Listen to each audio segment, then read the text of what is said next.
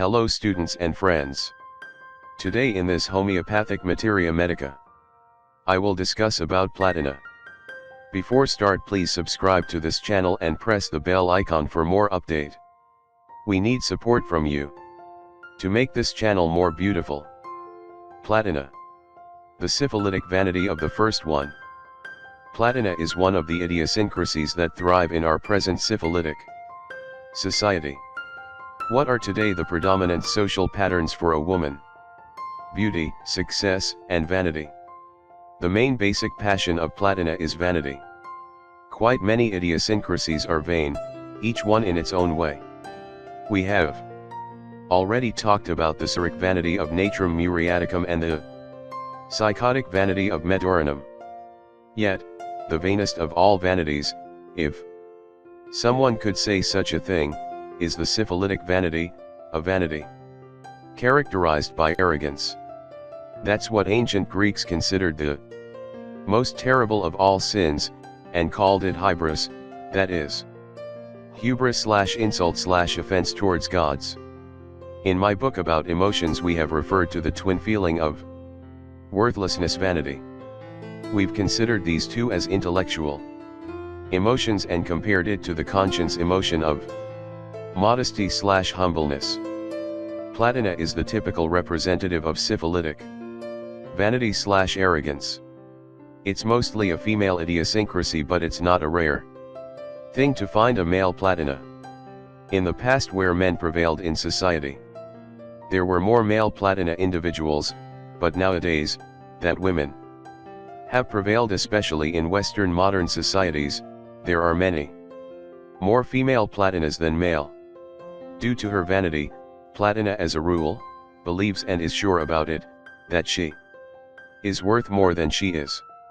Even when she is objectively the first, the most worthy of others, or very high compared to others, even then, she tends to exaggerate about her abilities and value. She tends to consider herself as the first one, the best of all, the indisputable queen, the winner, the one and only, the unique, the top of the tops. To be the second one is never enough for her. She won't compromise with anything but the first position, not an inch less than the peak, the top of the tops. She would like to be the first in all fields, but that's not possible, so her secondary behavior varies according to social conditions and according to the conditions that she was raised. For example, if she was born beautiful according to the current social patterns, then her vanity will be at the field of external appearance. But if she is ugly, then she becomes snobbish as to external appearance, and her vanity is expressed in the fields of profession, art, or spirit. That is, she aspires to become the successful businesswoman, the talented artist, or the evolved psyche, the female guru. Even then, that doesn't mean that she doesn't care much about her external appearance. Even when she is generally considered ugly or very ugly, there are a lot of Platinas that consider themselves as very pretty in an exclusive way. Vanity in the physical field. Let's see how her vanity is expressed in the physical field. Most Platina teenagers consider themselves fat even if they have normal weight, or even when they are quite slim. Fatness is their most terrible nightmare. Nobody, and I mean nobody, not even the doctor or dietitian, can convince them that they aren't fat, even if she admits that she isn't so fat. Nevertheless, she acts as if being fat, she is so much afraid of becoming fat and losing her amazing figure. That's the reason why most of the times she is constantly on a diet, and when I say diet, I mean a syphilitic diet characterized by extremes. She may fast for days, or eat only a couple of fruits for days, or work out in the gym from dusk to dawn. She will follow any irrational or even stupid diet they propose to her. She will gladly take even harmful medicines so as to lose a few kilos. She wants prompt and drastic results, she just can't wait. Very often, Platina teenagers enter a vicious circle, they fast for days. Then eat anything they find in front of them in quantities, then they cause vomiting so as not to get all those calories and then again fast and so on. Platina is the best and loyal client of beauty centers. She spends most of her money and much time so as to stay beautiful or become more beautiful. You must have noticed that I didn't say to become beautiful. Because she is so certain that she is beautiful and always have been. Her main interest isn't health, it's beauty. Many Platina celebrities resort to extreme measures so as to stay beautiful or become even more beautiful. And I mean plastic surgery, Botox, extreme spa treatments, massages, harmful medicines, extreme physical exercise, etc. What are her worst nightmares? They are obesity, cellulitis, acne, hair falling, wrinkles, small/not tight breast, rolls of fat, phlebitis, etc. That is, anything that makes her appearance not look perfect, amazing and astonishing. So why not be terrified of aging? She is more afraid of aging, wrinkles and ugliness than disease and death. Several accessories are her permanent benefactors and at the same time torturers: creams, hair dyes, sprays, mascaras, makeup accessories, hair dryers, powders, fragrances, cosmetics, spa devices, sauna, etc. Her clothing is another field where money and time are spent. She buys the most expensive clothes and at times the most provocative ones, the latter depending on her culture. The lower her culture is, the lower her taste. If she is a boorish woman, she will wear extreme and even kitsch clothes and accessories only to impress others and be unique, super mini skirts, see-through blouses, extreme low-necked blouses, extreme underwear, eccentric hair styling, extreme hair dyes, etc. If her culture is of high standards, then she dresses more classical but still expensive, unique, in fashion and always brand names. Furs, expensive. Golden or platinum jewels, diamonds, Prada bags and shoes, etc. Even if she isn't rich, she will try to buy the most expensive and in fashion clothes and accessories. She may get a loan in order to buy expensive clothes or even do plastic surgery. Fan of high life. Platina is the greatest fan of high life and high society. Isn't vanity the greatest characteristic of high society? How is vanity expressed in high society? It's expressed through luxurious mansions, expensive cars and yachts, expensive jewels, diamonds, etc. The same vanity runs through all activities of high society: expensive holidays in luxurious resorts, expensive exclusive private schools, gallery openings, exclusive clubs, operas, exhibitions of eccentric artists, charity gala, awards, etc.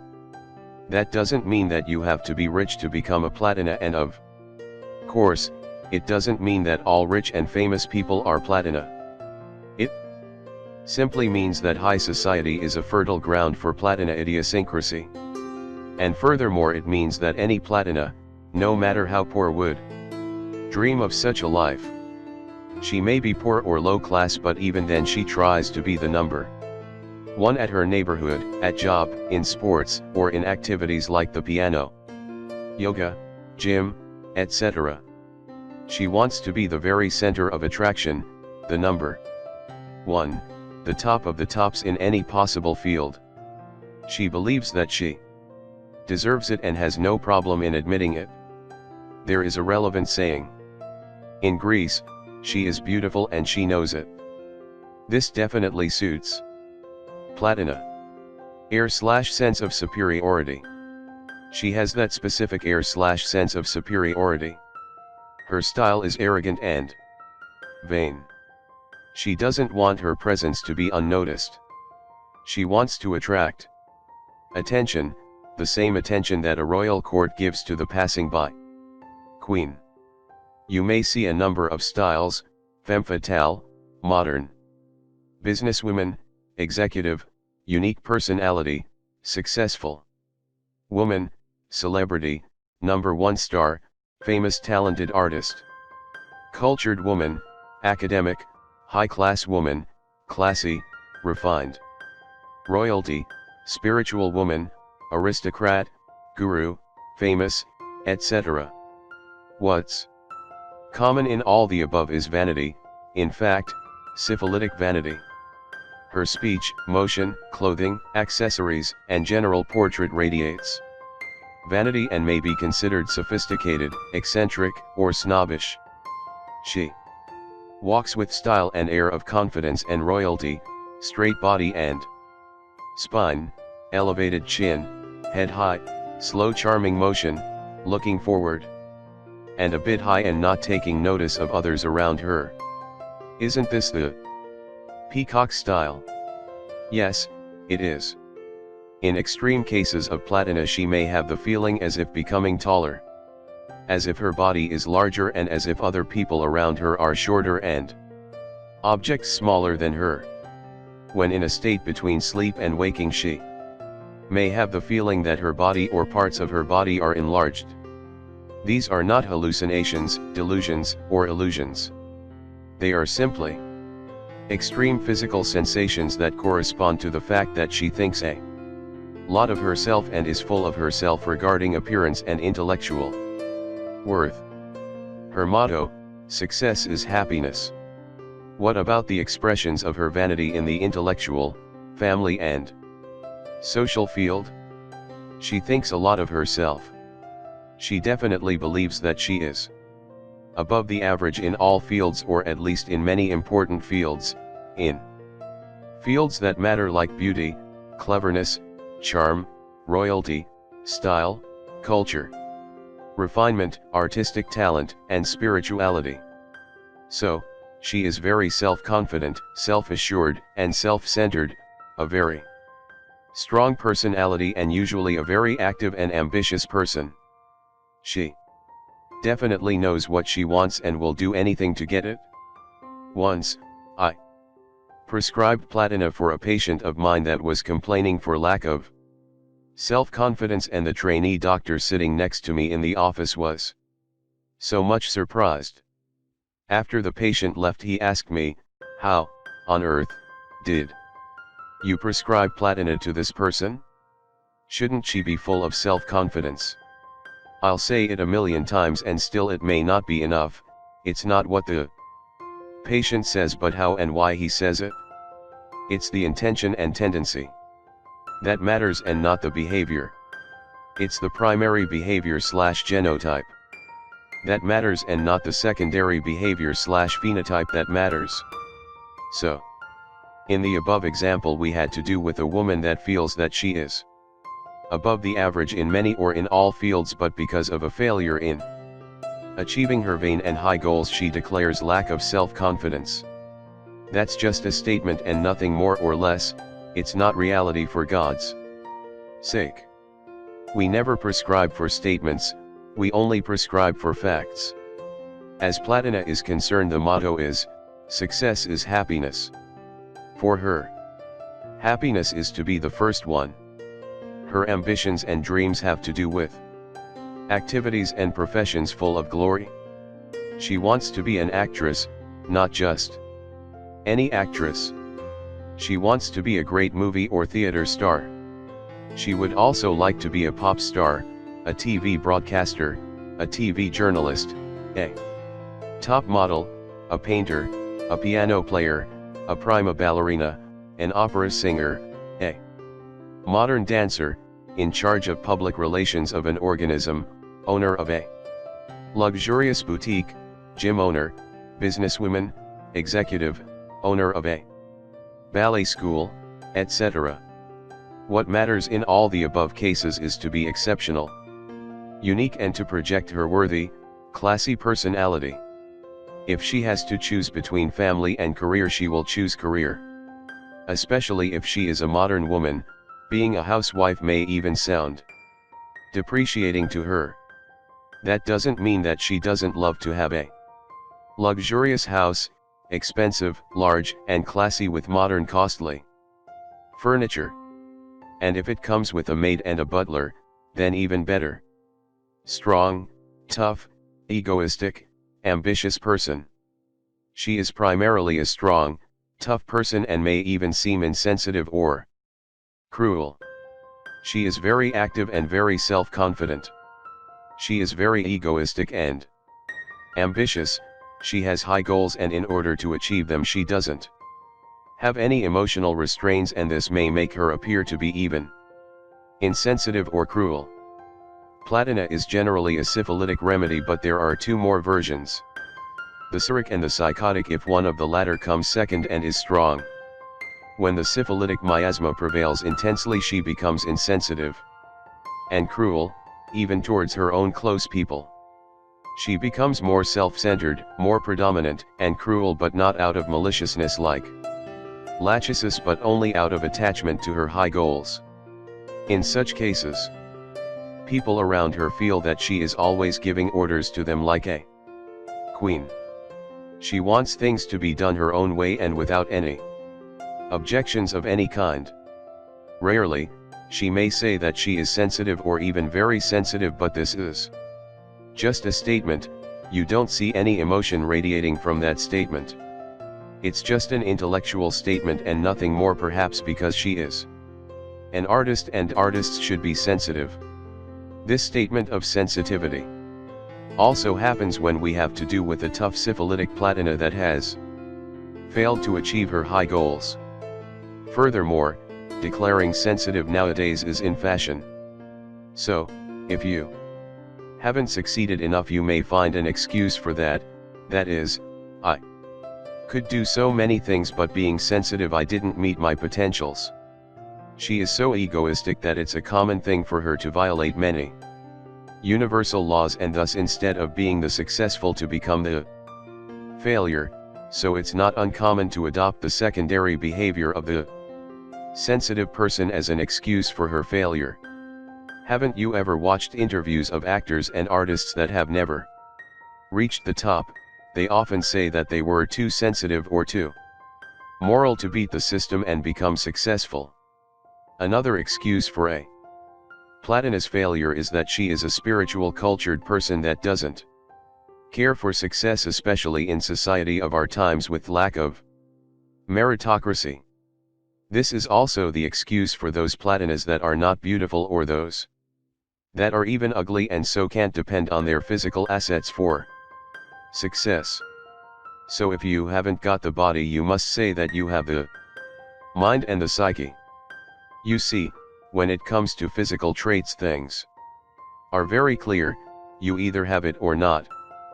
But when it comes to psychological traits and psychic evolvement, things become very misty. And everybody can declare a guru or a saint or a queen. Syric and psychotic version of platina. Syric platina resembles a very refined lycopodium or natrum muriaticum person with much self-confidence. She isn't as tough and competitive as syphilitic platina, so it's so convenient to adopt the secondary behavior of the cultured, refined and even humble person. But, no matter if she admits it or not, she thinks that, as psychological evolution is concerned, she is at a very high level, and at times she is even slightly snobbish.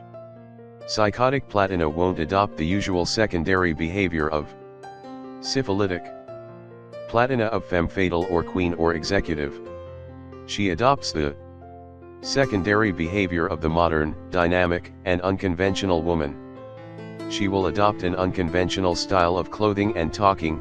She may ride a Harley motorcycle, wear worn-out jeans and talk like a tough guy. But still she will take extreme care for her appearance so as to be the indisputable first one. You may also see her in a gym, working out all the time to become the #1 woman bodybuilder, or hanging out all the time in bars being the #1 broad, measuring success with the number of guys she got laid. The psychotic element is to have fun and enjoy life, and the Platina element is to be the number one no matter the field. A self-centered queen. Usually she is a social person, but she considers as close friends only one or two people. She has very strict criteria regarding close friends and mate. Since she considers herself so special, her close friends and her companions should also be very special, and there aren't many special out there, apart from her. Are there? She is so self-centered. Have you ever watched those American teenager movies with that snobbish female teen who is the indisputable queen of her high school, and all around her she creates a court with few close friends that serve her and flatter her all the time? That's definitely a Platina case. There can be no two queens in any kingdom. She is the one to have the most handsome and famous male boyfriend. She is also the one to ask every day her mirror who's the most beautiful woman in the kingdom, like in the fairy tale.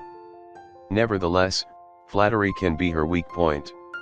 A syphilitic lachesis, for instance, sees that and may employ flattery to manipulate her and destroy her out of jealousy and envy. She is the kind of queen that doesn't accept the dominance of any male, even if he is the king. Her philosophy is that kings exist only to serve the queen. She detests and depreciates weak, submissive, and vulgar men, peasants and losers. Nevertheless, she has no problem to tolerate and exploit such a person only because he is very rich and powerful and can serve her ambitions for high living.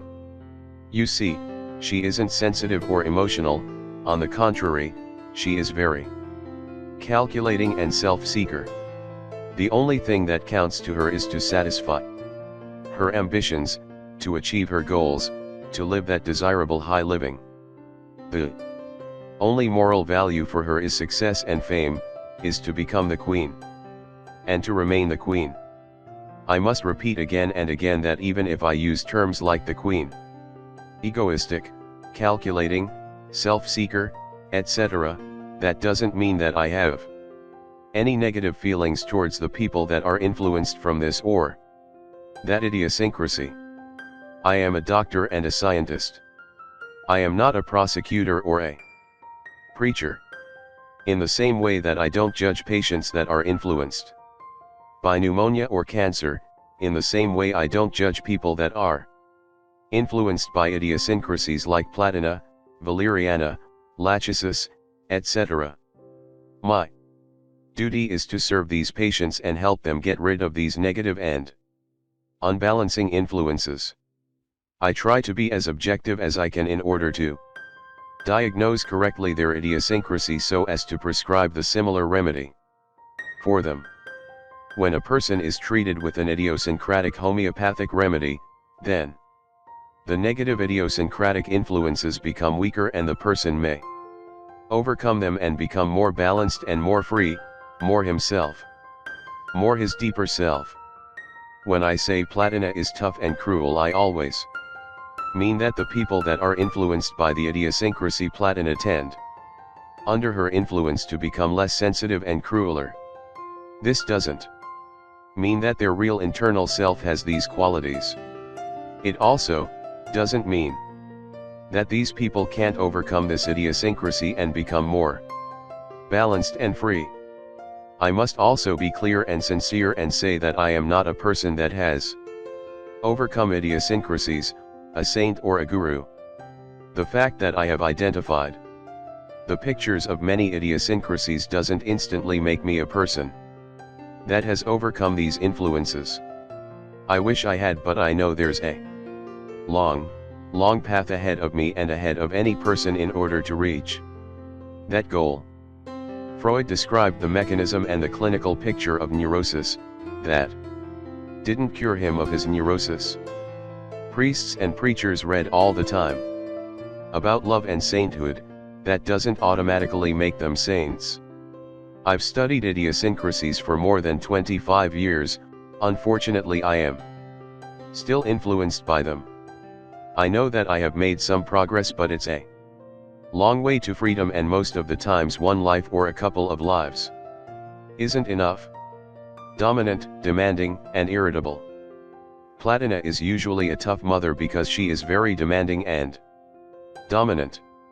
She demands that her children meet her high standards. If she is the queen, then her children should meet the standards of princes and princesses. But this is a dead-end situation. Why? Because if her children are dominant and tough as she is, they will grow up to become like her and will eventually want to become caliphs instead of caliph. A lot of conflicts will arise from such a competition. On the other hand, if her children are submissive personalities, they will never meet her standards, and she will reject them and consider them losers. Again, a lot of conflicts and misery for both sides will be the outcome. Platina is usually irritable, but not as much as Nympho Mania.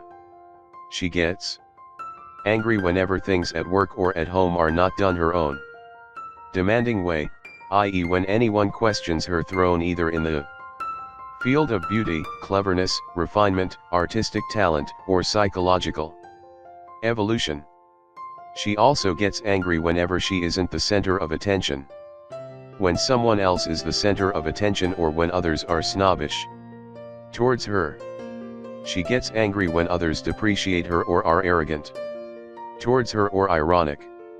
As a rule, whenever someone makes her angry, she answers back no matter what. Even if they are strangers, even if they are her superiors at work, even if they are the president of the country, the Pope, Dalai Lama, or God himself. She isn't at all flexible. She is rigid when it comes to her ego. She will say, "How dare you talk to me like that? Who do you think you are? How dare you question me/my authority?" In such cases, she can become quite hard and snobbish. She answers in a straight and definite way. She may be biting, ironic, and most of the times snobbish, yet not as ironic as Valeriana.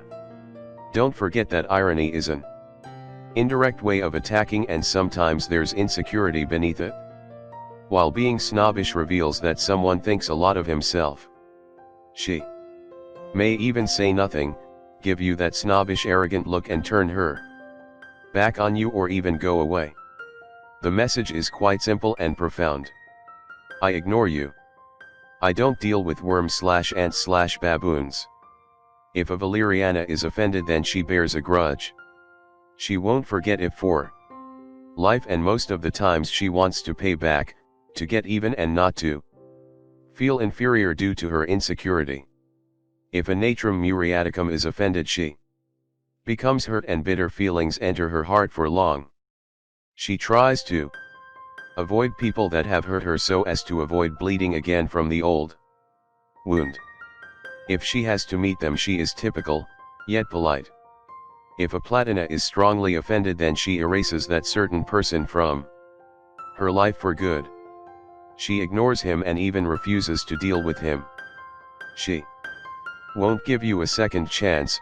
She won't waste time to deal with worm/baboon/idiot/losers. 4.10 Male Platina. A male Platina usually has all the main characteristics described for female Platina. Nevertheless, being a man, he won't deal so extremely with his external appearance, but still he will want to buy expensive clothing, expensive wristwatches, and he adores driving an executive car. If, of course, he is a male homosexual Platina, then he will deal with his external appearance even more than a woman. Let me remind you of those vain male homosexual top models, vain homosexual fashion designers and hair stylists. Aren't they even vainer as to their external appearance than a woman? A male Platina can be more cruel and violent than a female Platina, and even more ambitious, more competitive, and more workaholic. Idiosyncratic diagram of Platina. Raw material. The basic element platinum. Miasmas. Syphilitic miasma is the predominant one. A strong secondary influence by the other two miasmas can result to the cyric or psychotic version of Platina. Basic passions. Vanity is the main basic passion of Platina. She believes that she is of more worth than she really does, and even that she is the number one in all fields, or at least at some fields. She thinks a lot of herself. Essence. The tough, egoistic, self-centered, self-seeker, arrogant princess/queen/king. Thinking. A psychic evolution. She is greatly related to intellectual psyche and only slightly related to conscience psyche. Her individual will is greatly affected by her external will, especially when it has to do with dominance and success. Any person influenced by the vanity and arrogance of Platina will find it very difficult to evolve psychologically due to lack of humbleness. In order to evolve psychologically, first you have to admit that you make mistakes and that you are ignorant and imperfect. Platina has all the assets to achieve success, but usually success in a vain human society is the opposite of happiness and psychic evolution. B. Influences. Intensely influenced by the syphilitic miasma in the form of vanity and arrogance, the main thinking stimuli are the symbolic ones. Stressful conditions. Depreciation, when left out, irony, when not the center of attraction. Negative comments about her external appearance or sex appeal. Wrinkles, aging, acne, cellulitis, hair falling, obesity, snobbish behavior. When things aren't done her way, poverty, the housewife role, disputing her cleverness, refinement, or talent, negative publicity, loss of fame. Working with stupid people. See general characteristics of intellectual functions. Quick, intentional, rigid, absolute thinking. D. Mental patterns. Her mental patterns have to do with her vanity and arrogance, with being the number one, the queen/king in all fields, or at least at those fields that she believes that are the most important in life. Usual adopted images: femme fatale, successful businesswoman/executive, famous star/celebrity, talented artist, refined, cultured woman, royalty, guru. Her mental patterns suit the main social ideals of our current society: beauty, wealth, success, high living, high society, be the number one, be famous/celebrity. Frequency. Frequent enough in a vain era like the one we are currently living in. Extremely frequent in certain vain professions/fields like actors, singers, top models, TV broadcasters, executives, artists, etc. Emotions. Her general mood is usually an extreme one. When successful, then she lives in heaven; when not, then she is in hell. She has the tendency for intense negative or positive intellectual emotional charge. Quite often, she is cold, intellectual, self-seeker, or even cruel. Her main emotions are the intellectual ones. Due to her vanity and arrogance, she rarely experiences conscience emotions. Her most frequent emotions are vanity, arrogance, anger, and sadness. Her emotions tend to be extreme, hysterical, unpredictable, and intentional. Behavior. Her primary behavior is extreme, intentional, calculating, egoistic, self-centered, vain, arrogant, and dominant. She is very much attached and adapted to earthly life. She is practical, systematic, and targeted in order to fulfill her earthly ambitions, i.e. success. Only secondarily, due to failure, she may adopt secondary behaviors like the sensitive artist or the cultured, refined, non-ambitious woman. Usual roles: femme fatale, goddess of beauty, top model, sex symbol, royalty, queen, little princess, Barbie girl, high society, woman, star/celebrity, the famous star/aristocrat engaged in charity/animal protection, the rich hostess with the perfect luxurious villa who is famous for her classy parties, ambitious politician, successful businesswoman/executive, successful lawyer/doctor, showwoman, famous TV broadcaster, famous fashion designer, talented artist, opera diva, prima ballerina, bodybuilder, yoga teacher, guru, great healer. Body. External characteristics. Extreme care about her external appearance, extreme outlook, expensive brand named outfits, provocative outlook, classy outfits, air of superiority, peacock posture and way of walking, sophisticated arrogant speech. Usual physical predisposition. Ovary problems, arthritis, neuralgia. Usual psychological predisposition. Anorexia nervosa, sadness, hysteria, phobias, neurovegetative disorders, anxious neurosis. Relative idiosyncrasies. Palladium, Tarantula hispanica, Lachesis, Valeriana, Nux vomica. Lycopodium, Ipsaric platina. Lecture.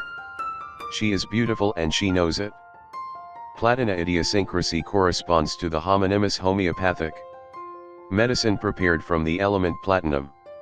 It's a noble metal, even more noble than gold.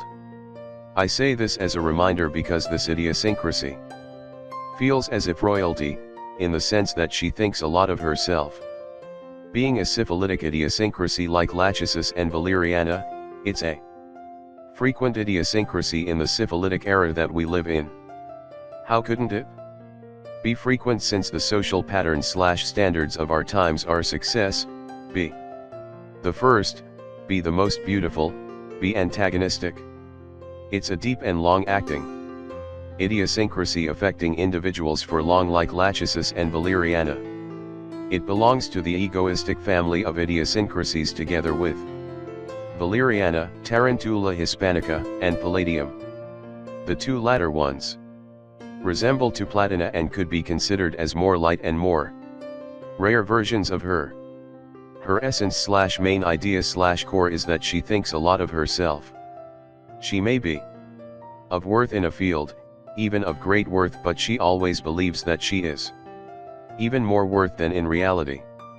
She feels that she is the queen of royalty, the best, the one and only, the number one or the most beautiful of them all. There's a nice Greek saying about it, she is beautiful and she knows it. Not only she knows it but she also projects it with an air of superiority. And her arrogant style. It's not that she pretends to be arrogant, she is simply natural about it. Well, if you see a very beautiful lady that projects that air of charm around her, this isn't a strange thing. Nevertheless, you may see a really ugly Platina woman who thinks that she is Angelina Jolie. From what we have already said, you must have understood that Platina is mainly a female idiosyncrasy, at least nowadays, at the syphilitic era that we live in. You may also see a third-class Platina actress who may think that she is the number one star. She may even be snobbish towards anyone who disputes her profound worth. We usually call such people as fruitcakes or freaks. She may also accuse all famous actresses that they became famous just because they slept with their producers. Nevertheless, she would definitely have done the same if she had the chance, being extremely ambitious. The Queen Platina is a very dominant idiosyncrasy. She wants to dominate, to rule, to have things done her own perfect way. It's not the kind of domination of Lachesis. Lachesis wants to control all around her and she becomes very controlling even with little everyday things. On the other Hand Platina's dominance has an air of royalty, a queen has the general dominance and does not occupy her highness with little everyday things. She wants recognition and obedience, is amused by her court. And she isn't dealing with little everyday things. That's why she may develop two kinds of friendships. The first version is when her friends are other dominant persons, especially Platina women. In that case they talk about their achievements, competing in a polite way as to who is more royalty than the other. The other version is when her friends are but lower people, that is, members of her court that serve the one and only queen. With their low class behavior they confirm to her that she is the one and only beautiful and smart queen. Now that we've talked about the essence of Platina, watch and see how this can unfold the whole picture of her. If you are a queen, when do you get angry? Whenever any of your members of your court disputes your dominance and throne, or whenever another queen enchants members of your court and tries to steal them from you. Then her reaction will be, "You stupid/idiot/moron, how dare you prefer another queen than me? I never want to see your face again. Get lost. You are erased. From now on you don't exist for me." On the contrary, Lachesis will do anything, even complex intrigues, to regain a dominated by her person. She is very flexible and can play numerous roles, while Platina is rigid and royalty and won't become humiliated trying to make someone return back to her. If he denied her, he doesn't worth it. As if taller, her trait thinks a lot of herself can be expressed in the physical field as a strange sensation, especially in advanced stages. While walking down the street she may feel as if taller than others around her, or as if other people and objects around her seem smaller.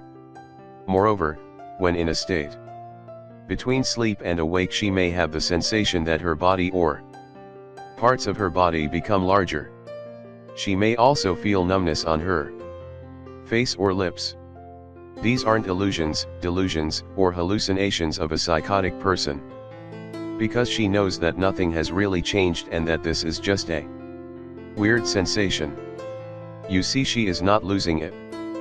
These are but strange, idiosyncratic characteristics, nothing more, nothing less. Palladium and Tarantula hispanica may, at times, rarely have similar sensations. A cannabis indica person may have the sensation that her head or hands become very large. This is in accordance with the hallucinating symptoms produced by the hashish intoxication in drug users. Snobbish. When Platina is provoked she usually becomes snobbish. You say something that disputes her worth and she overlooks at you like a queen from her high throne and may say to herself and at times even to you, "How dare you, poor creature/stupid/idiot/moron. You aren't worth my time and attention." She will turn her back on you and refuse to deal with you, or she may go away in a royal way, not retreating but ignoring you. This differs from Lycopodium's reaction when insulted. When offended, he may not answer or go away playing the role of the cultured and superior man who does not permit himself to behave so low or like animals do. In fact, this is an act of cowardice on his part, while Platina will kill you softly with her depreciating look, turn her back to you and ignore you. She has no problem to fight with you, but you aren't worth it. And that's what she tells you by her snobbish reaction. In past eras, when royalties, upper classes, and lower classes were the rule, such a behavior from a member of an upper class was quite often. The upper class member would say, "How dare you talk to a noble/lady/member of the Clayton family like that? Who are you and with what right do you address me? I call you to order." You see, he considered himself a nobleman, an aristocrat, a blue-blooded person, and demanded to be treated accordingly. Nowadays, things have changed, at least superficially. What counts isn't royalties or nobility, what counts is if you have money, social position, diplomas, success, or fame. So, any person that has the previous assets, if affected by Platina idiosyncrasy, will become snobbish, depreciating and arrogant. When Platina is greatly offended, then she erases you, deletes you, you are done for her, you no longer exist for her, you are past history. Even if you sincerely apologize to her, nothing will change because she will not forget it. She may say a cold, typical good morning from time to time. But that's it. Not that she will bear a grudge like Valeriana. Platina considers it a waste of time and energy to deal with you, even if it's for the purpose of revenge. You simply don't worth either her positive or negative attention. She does not express maliciousness like Lachesis, she becomes arrogant, depreciating and snobbish. Rigid. When angry, as a rule, she expresses her anger no matter what. It makes no difference if you are the Prime Minister, the Pope, or God. She feels superior to you, and she feels that it's her natural right to take you down a peg. Even if you are her boss and her job depends on you, she will definitely find a way to answer back, either being straight and insulting or by giving you that snobbish look. She is so rigid, she just can't be flexible. She will say to you anything she has to say, no matter the consequences. A queen never submits, she'd rather prefer to have her head cut off. You can take my life, but you can't take my pride. I will die as a royalty. Would. She may be a very successful executive in a large firm/public organization, but if depreciated by her superiors and if she can't change things, she may quit just like that, throwing away money, position and fame. She will say to herself and others, they are the ones to regret for not appreciating my contribution and worth. I was doing a great favor to them all these years working with them. If they can't realize this, then they are stupid and don't worth my cooperation. There will be plenty others to appreciate my work. On the contrary, Lachesis is very flexible, she can act in a great variety of ways in order to make the most of it.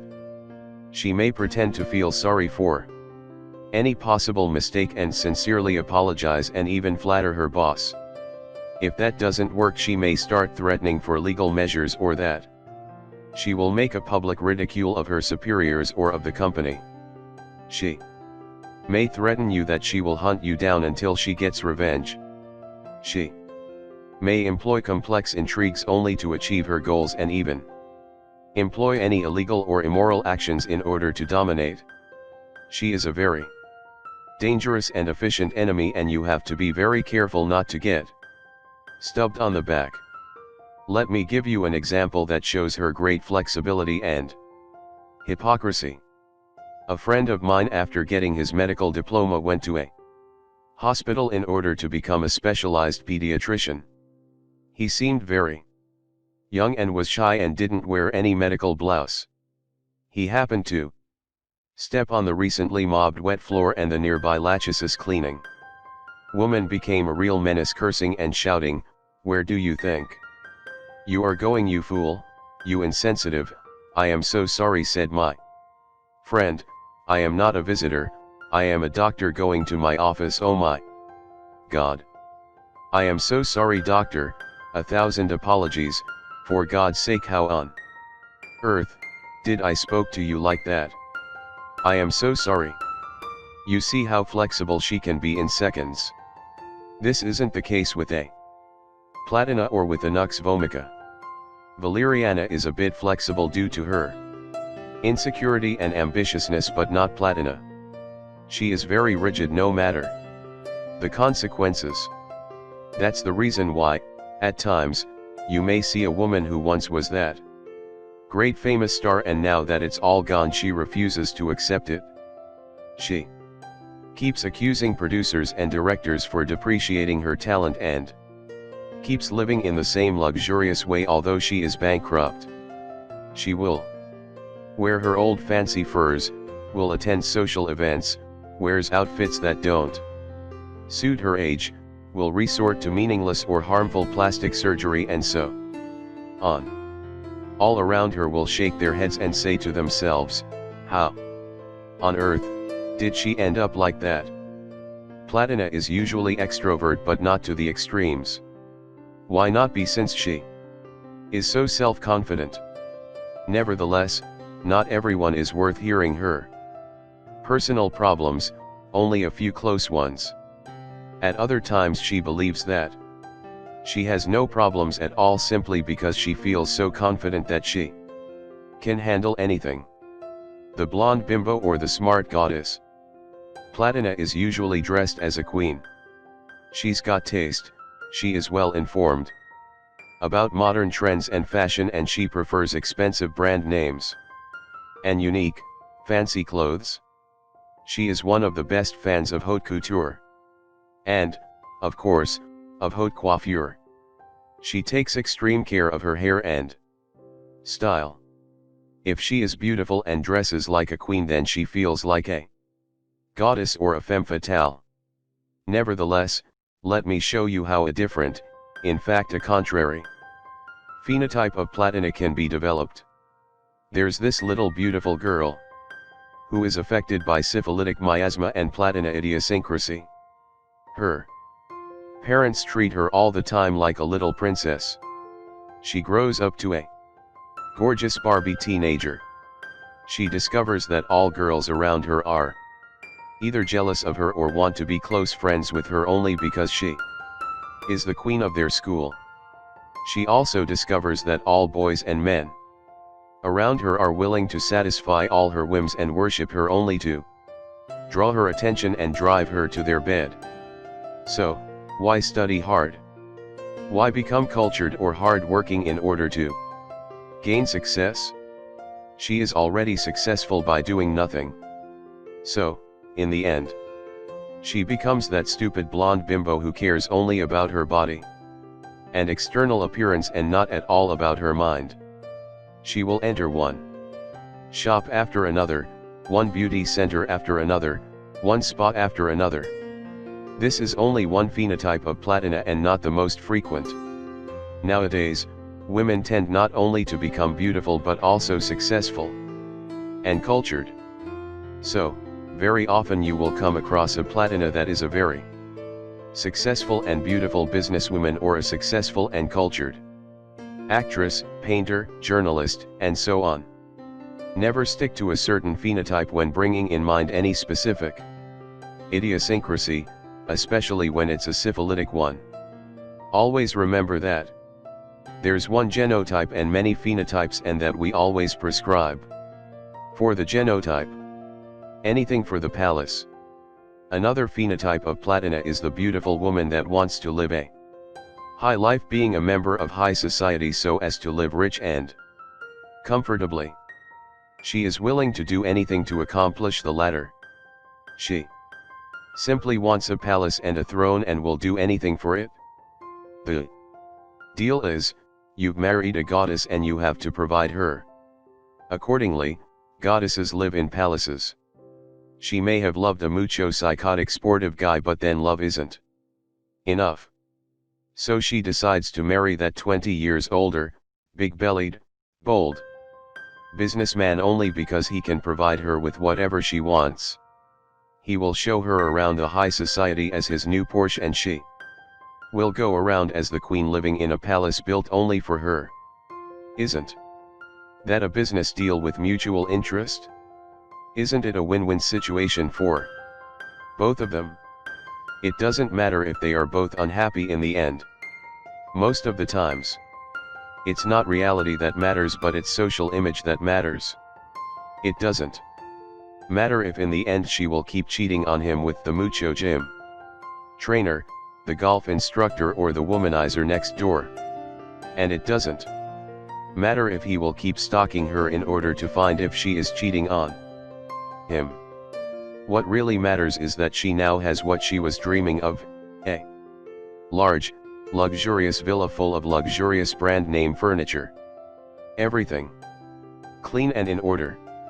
Not out of attachment to order like Nympho Mania. And not out of neatness in order to show off like Lachesis, but simply out of vanity, out of social image. Nympho Mania's house is a clean, tidy museum. Lachesi's house is a clean, tidy temple of Kirsch art. Platina's house is a chic palace. Her sole goal is to be the first one. Platina has a sole goal, to be the first one, the one and only, the top of the tops. The second position isn't enough for her. Only the first one is the successful, all others are simply losers. So, she wants to be the most famous star, the top model, the top writer, the top businesswoman, the chairman, the first lady of her country, the shiny wife of the first businessman, the first lady of high society. Do you remember the fairy tale with the queen that asked her mirror every day who is the prettiest of them all? If we stick only to vanity, then this was a Platina case. If we add jealousy and maliciousness, then this was a Lachesis case. Platina, under normal conditions, isn't malicious. She may become cruel, snobbish, and irritable if disputed, but she won't be malice per se like Lachesis. Do you mean to say that a pretty woman with style is a Platina? Isn't she clever? Platina is usually clever enough as genotype. Nevertheless, if she is raised in a family and in a society where external appearance is overappreciated, then she may choose not to invest to her mental potential and may become that superficial blonde bimbo as mentioned above. Why become the cultured and hard-working person if she is already successful in another field without any effort of any sort? You see, her genotype may be that of a very smart and able person, but her phenotype may differ according to the conditions she was raised and according to her attitude and choices. We, humans, are the outcome of both miasma/idiosyncrasy and external conditions. I will stress once more that in miasmatic idiosyncratic diagnosis we prescribe according to the genotype/primary behavior.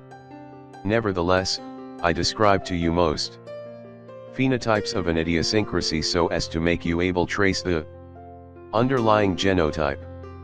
You see, appearances can be deceiving. You won't be deceived only if you search and find what's beneath appearances/secondary behavior. Dread of wrinkles and ugliness. Platina dreads aging. Why so? She isn't afraid of diseases or death so much. She may say that she is afraid of death grade 1 or 2, but only in the sense that death for her means the loss of existence, and thus she won't be able to become more famous and more top of the tops as she vainly aspires. The real reason that she is afraid of aging is wrinkles and ugliness, the loss of her beauty. That's the most terrible thing that could happen to her. As I may have told you, Platina is the best client of plastic surgeons.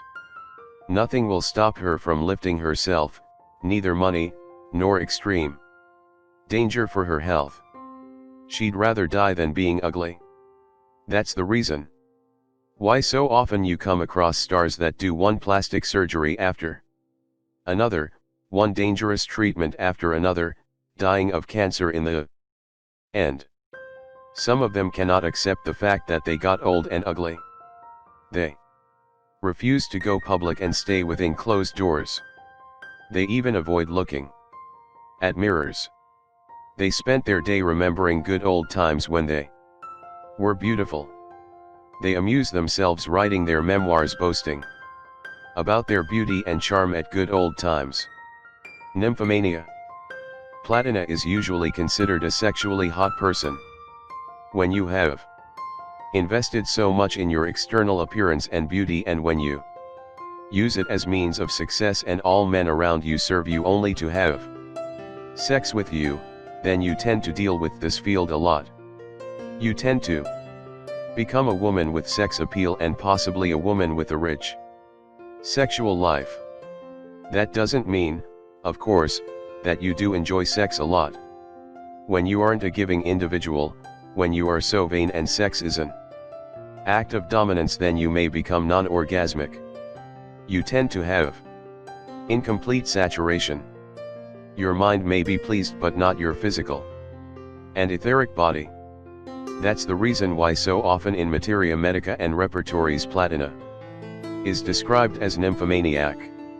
It's a nymphomaniac state, resulting from a vicious circle that has as background lack of orgasm or incomplete orgasm. When we've described medorinum, we've talked about a similar phenomenon.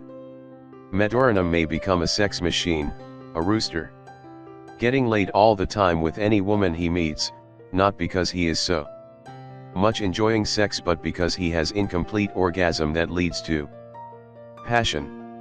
You see, sex is a holistic multilevel natural function including physical body, etheric body, and psyche. If there's an attachment only to one level, then the result is incomplete saturation and passion. A sex machine, medorinum, simply fucks women without sufficient emotional participation. He isn't in love with his partners, he just fucks them. He is relieved from genitalia tension and his manly ego is pleased. He is reassured that he is such a womanizer, such a heartbreaker, such a macho male. A Platina femme fatale during the sexual act does not participate so much in the physical, etheric, and emotional level because sex for her is but the reassurance of her great ego. She proves to herself and others that she is a femme fatale desirable by all men. This results to incomplete orgasm and nymphomania. Have you ever seen those hot top models that are so not feminine, so plastic and as cold as a Barbie doll? They are presented as sex idols but they experience no real multilevel orgasm. Dominance and vanity instead of multilevel orgasm. You see, when it comes to Platina, sex is an act of dominance and confirmation of her worth. She may be dressed very hot and provocatively, she may have the body characteristics of a top model, but that doesn't mean that she is really hot, that she has intense desire for sex and intense multilevel orgasm. If she has married that medorinum boorish butcher who married her only to boast to his friends that he owns that top model, then things get tough and at times hilarious. I've seen such cases. The medorinum husband says, "I want to fuck you right now," and the Platina wife just spreads her legs apart and says, "Okay, but make sure you don't make my hair a mess." Laughing.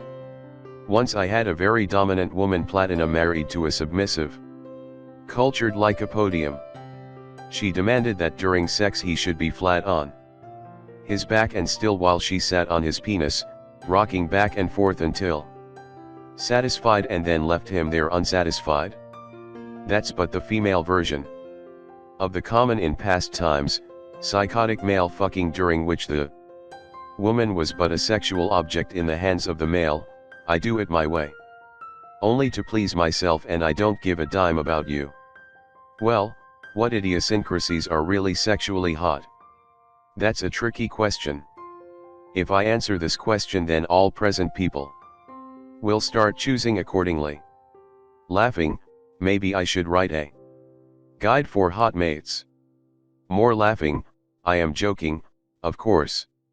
You see, it's not as simple as that. Each person's sexuality is different. According to his miasmas, idiosyncrasy, and cultural level, past experiences, personal attitude, and general personality.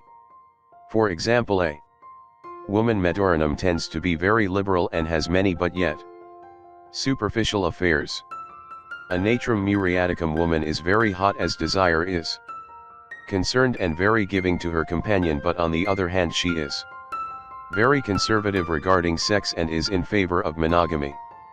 A Valeriana woman is sexy and provocative in an unconventional way, but still she will bust your balls and exploit you before you get laid with her. And so on. Feel free to choose. Be my guest. Laughing. You mustn't also forget that each one of us, according to his idiosyncrasy/miasmas, is attracted to certain kind of opposite sex. For example, a Lycopodium man tends to be attracted by a Valeriana woman, even if this isn't a suitable woman for him. Medorinum tends to be attracted by Platina women, etc. What really matters is to overcome or smoothen at a certain degree our miasmatic and idiosyncratic tendencies, so as not to be imbalanced. If you are imbalanced, then you'll choose accordingly and you'll live accordingly. Always bear in mind that idiosyncratic and miasmatic characteristics are but imbalances. Are Medorinum women rare or often? Not as frequent as men, but still not rare. How's a Platina mother? They tend to be very strict and repressive, but not as repressive as Lachesis mothers. Platina mothers are rigid, they can't stand any objections, and they are very demanding. They demand from their child to be the first and not to be a loser. If I am a queen, then my daughter must certainly be no less than a princess, and my son no less than a prince. She will buy the most expensive outfits for her children and will demand from them to participate and excel in high-class sports like tennis, ballet, gymnastics, piano, etc. A mother Platina that has been beautiful but is now growing old and with wrinkles may even become antagonistic to the rising beauty of her daughter. Lachesis, Valeriana, and Platina, in the order that are mentioned, are the most frequent female idiosyncrasies of our modern syphilitic era, at least in modern developed Western societies. They are in accordance with women predominance of our times. Lycopodium, phosphor, and sulfur, in the order that are mentioned, are the most frequent male idiosyncrasies of our times. It's not accidental that they are ulceric, submissive, good kids. In modern developed societies, women tend to be more dominant, ambitious and antagonistic, and men tend to be more submissive. Social conditions define individuals and individuals define society. It's as simple as that. Thanks for watching this video. Please subscribe and share this video. Have a nice day.